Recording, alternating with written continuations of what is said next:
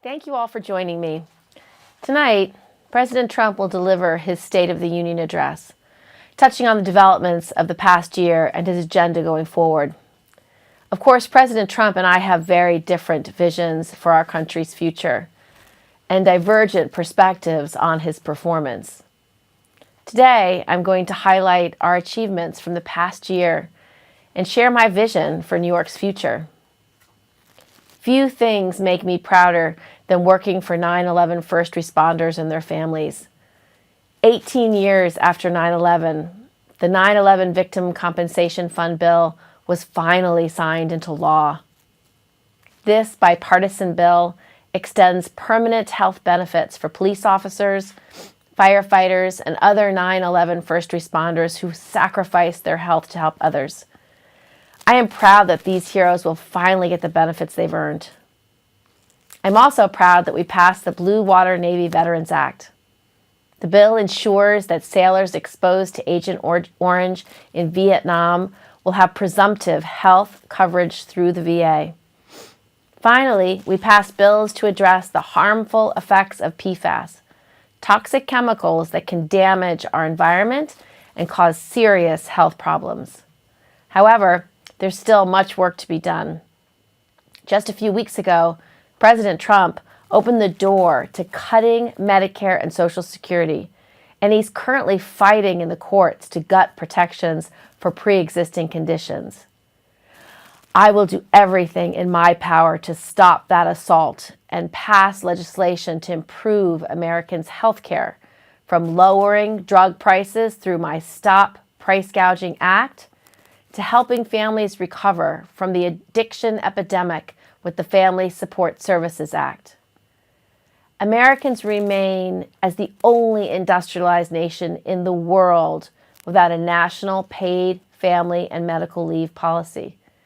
We must pass the Family Act so that caregivers can care for their loved ones and ensure that new parents can provide a healthy start for their children. America is sick of inaction on common sense gun reform. We must pass universal background checks, close the gun show loophole, ban assault weapons, and end illegal gun trafficking. These are priorities supported overwhelmingly by the American people. We have to break the chokehold of the NRA, and we can do it if we get money out of politics. My Clean Elections Act would create publicly funded elections to make every American's voice as loud as the Koch brothers. For nearly 2 decades, Congress has yielded its constitutional authority to declare war to the president. I'm pushing back for Congress to take back this responsibility by passing my bicameral War Powers Reform Resolution, which would reassert Congress's constitutional authority. We must end forever wars and prevent them in the future. Earlier, I spoke about the Blue Water Navy Veterans Act, which helps ensure veterans exposed to Agent Orange receive the benefits they deserve. The next challenge is burn pit exposure. Our veterans have gotten ill from toxic exposure to burn pits. I will lead the way in ensuring that they get the health care and assistance they need. While President Trump will tout his new trade deal, too many American jobs are still being shipped overseas, while big corporations enjoy huge tax breaks. It's time for this to end. Any company laying off Americans in order to find cheaper labor overseas should also be stripped of their tax breaks and contracting preferences.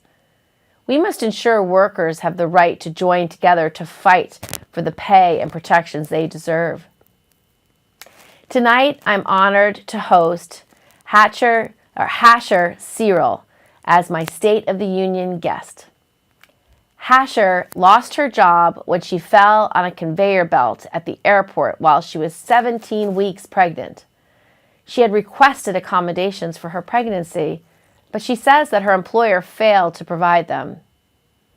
Hasher has been fighting for her right to organize to prevent this from ever happening again.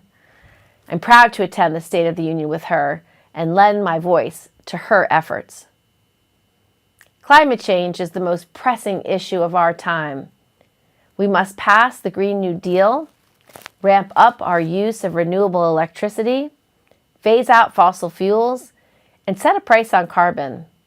We need to invest in our public transit and fix our aging infrastructure. Although the House has passed the reauthorization of the Violence Against Women Act, the Senate has yet to vote on it. There's absolutely no excuse for this delay.